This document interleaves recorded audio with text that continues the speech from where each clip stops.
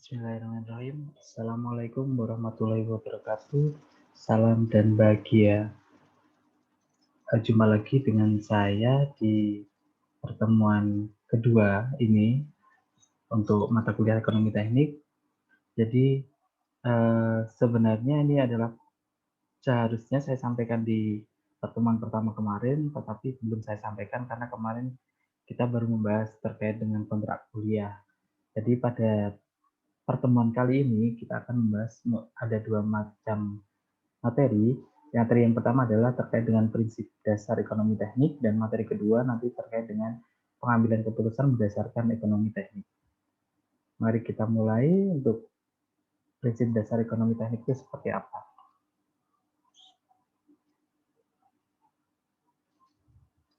Dalam ekonomi teknik, kita nantinya akan dihadapkan pada dua lingkungan. Lingkungan yang pertama adalah lingkungan ekonomi, di mana ilmu yang kita pelajari di sini adalah ilmu ekonomi. Di dalam lingkup pertama di sini adalah lingkup lingkungan ekonomi.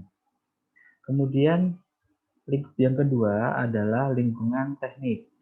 Jadi ada kesinggungan, ada irisan antara lingkungan dengan lingkungan ekonomi dengan lingkungan keteknikan. Nah, disinilah adanya ilmu yang dinamakan ilmu ekonomi teknik.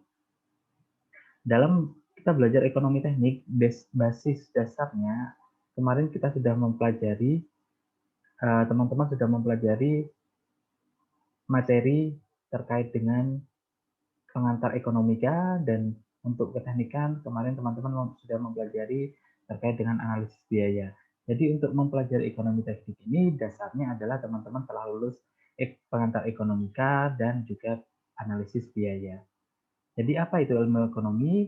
Ekonomi teknik. Jadi ilmu ekonomi teknik ini adalah ilmu yang digunakan terkait dengan bidang-bidang ekonomi dalam kaitannya dengan bidang keteknikan. Jadi perhitungan-perhitungan secara ekonomi untuk bidang-bidang keteknikan.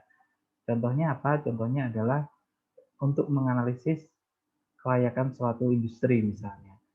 Ini adalah contoh dasarnya, contoh dari penggunaan ekonomi teknik. Penerapannya di lapangan adalah biasanya akan digunakan terkait dengan analisis kelayakan atau feasibility analysis. Dalam ekonomi teknik, kita ada beberapa pengertian. Ekonomi teknik adalah suatu disiplin yang menerapkan prinsip-prinsip ekonomi dalam melakukan judgement untuk memilih dan menggunakan seluruh sumber daya secara ekonomi. Jadi sumber daya digunakan secara ekonomi agar apa? Agar dapat memberikan keuntungan bagi manusia. Jadi kaitannya dengan ekonomi adalah nantinya keuntungan bagi manusia, di mana sumber daya digunakan secara ekonomi. Di bidang teknik apa? Teknik ini nanti adalah prinsip-prinsip analisisnya yang digunakan terkait dengan penggunaan sumber daya ini tadi. Kemudian secara ekonomi berarti ekonomi teknik ini secara ekonomis berarti melaksanakan keputusan dalam keterbatasan sumber daya yang ada. Memilih alternatif berdasarkan finance, finansial, material, dan human resource yang ada untuk mendapatkan hasil yang optimal. Jadi secara ekonomis, penggunaan ekonomi teknik adalah untuk melaksanakan keputusan dalam keterbatasan. Seringkali kita dalam melakukan atau mengambil keputusan itu kita dihadapkan pada keterbatasan-keterbatasan tertentu, sehingga kita harus berpikir banyak terkait dengan alternatif apa yang bisa kita ambil. Misalnya nanti teman-teman punya dana misalnya 500 juta. Uang 500 juta itu akan dibuat apa misalnya? Apakah akan dibuat rumah makan atau akan digunakan untuk membuka Indomaret misalnya? Misalnya seperti itu. Nah, keterbatasannya apa? Keterbatasannya misalnya teman-teman sama-sama tidak punya lahan baik untuk warung, rumah makan itu maupun untuk Indomaret. Berarti ada dana yang harus digunakan untuk pengadaan tempatnya. Atau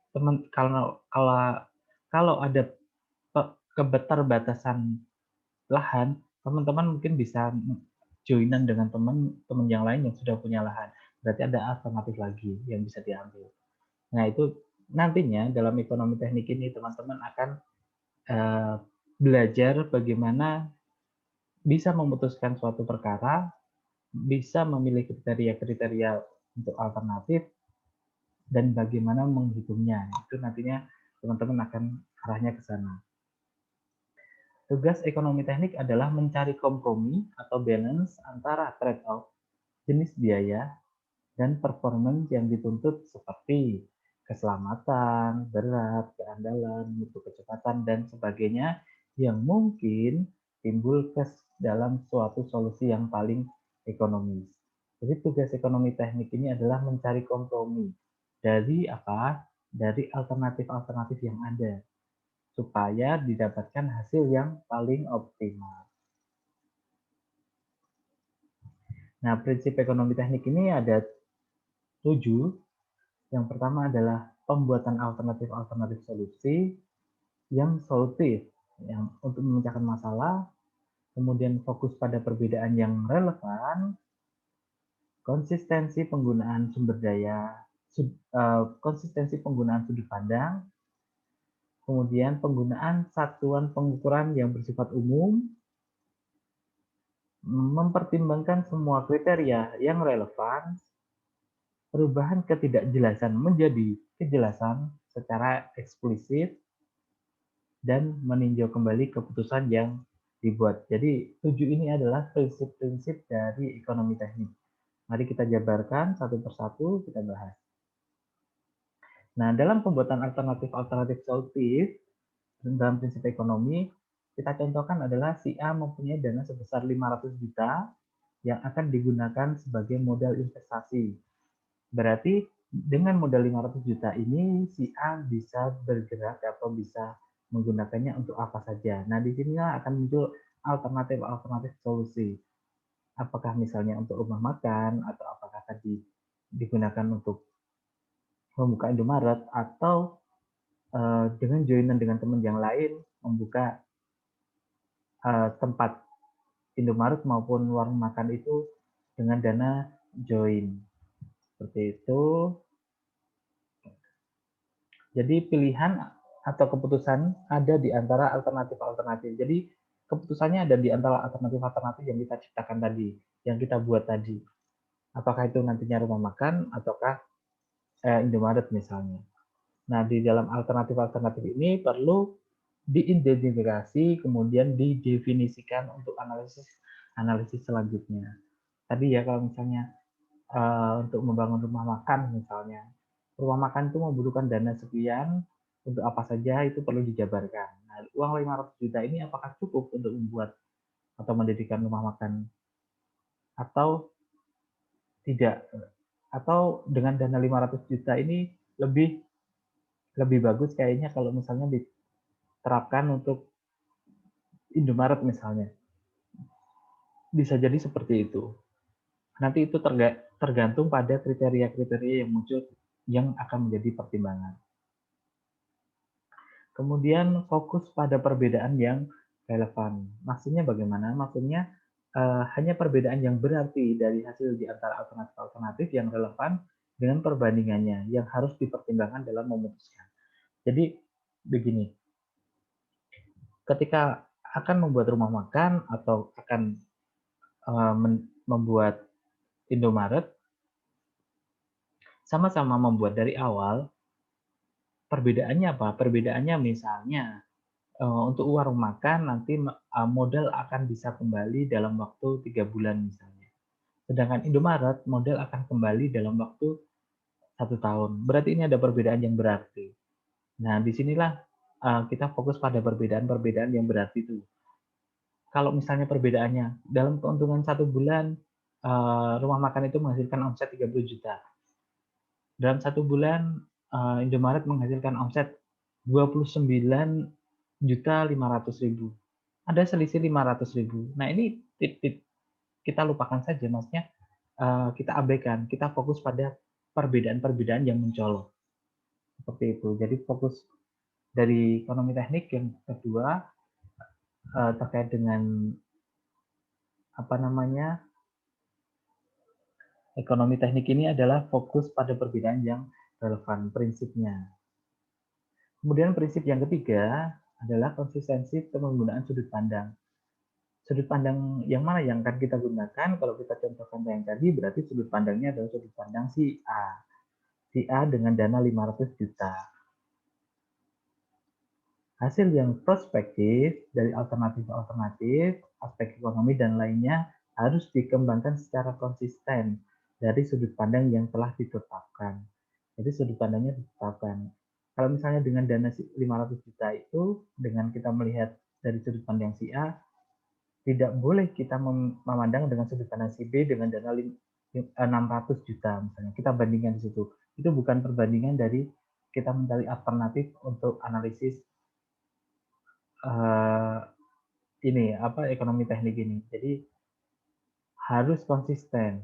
Kalau kita menggunakan dana rupiah, ya rupiah semua. Kalau kita menggunakan dolar, ya berarti dolar semua. Jadi ada konsistensi di sana. Kemudian ada sudut pandangnya juga. Apakah sudut pandang sebagai si A, pemilik modal, atau kita menggunakan sudut pandang orang kedua. Orang kedua yang tidak berhubungan dengan modal, artinya tidak mempunyai modal tetapi menjalankan. Nah ini artinya teman-teman mana yang akan dipilih. Kemudian prinsip yang selanjutnya adalah penggunaan satuan pengukuran yang umum. Menggunakan satuan pengukuran yang umum dalam menghitung sebanyak mungkin hasil yang prospektif akan mempermudah analisis dan perbandingan alternatif yang didapat. Jadi pengukurannya itu secara umum saja. Pertimbangan semua kriteria yang relevan. Jadi kriteria-kriterianya yang relevan itu yang akan menjadi pertimbangan kita. Pemilihan alternatif pengambilan keputusan yang disukai memerlukan suatu atau beberapa ukuran kriteria. Proses keputusan ini harus mempertimbangkan baik hasil yang dinyatakan dalam ukuran moneter atau dalam ukuran uang maupun yang dinyatakan dalam satuan pengukuran lainnya. Jadi dipertimbangkan kriterianya apa? Kita punya dua alternatif tadi misalnya, rumah makan dan Indomaret. Maka kriterianya apa? Kriterianya misalnya tingkat pengembalian modalnya. Untuk rumah makan 3 bulan, untuk Indomaret 1 tahun. Berarti ini ada perlu kita pertimbangkan yang lain. Yang lainnya apa? Misalnya omsetnya dalam 1 bulan untuk rumah makan itu 30 juta misalnya. Kemudian untuk yang Indomaret omsetnya adalah 20 juta. Nah itu akan menjadi pertimbangan dalam kita memutuskan mana yang kira-kira lebih layak, mana yang layak akan menjadi pilihan kita, alternatif mana yang akan kita pilih. Kemudian adanya perubahan ketidakjelasan menjadi kejelasan. Yang tadinya itu tidak tahu, kita belum tahu, misalnya dalam 5 tahun ke depan kira-kira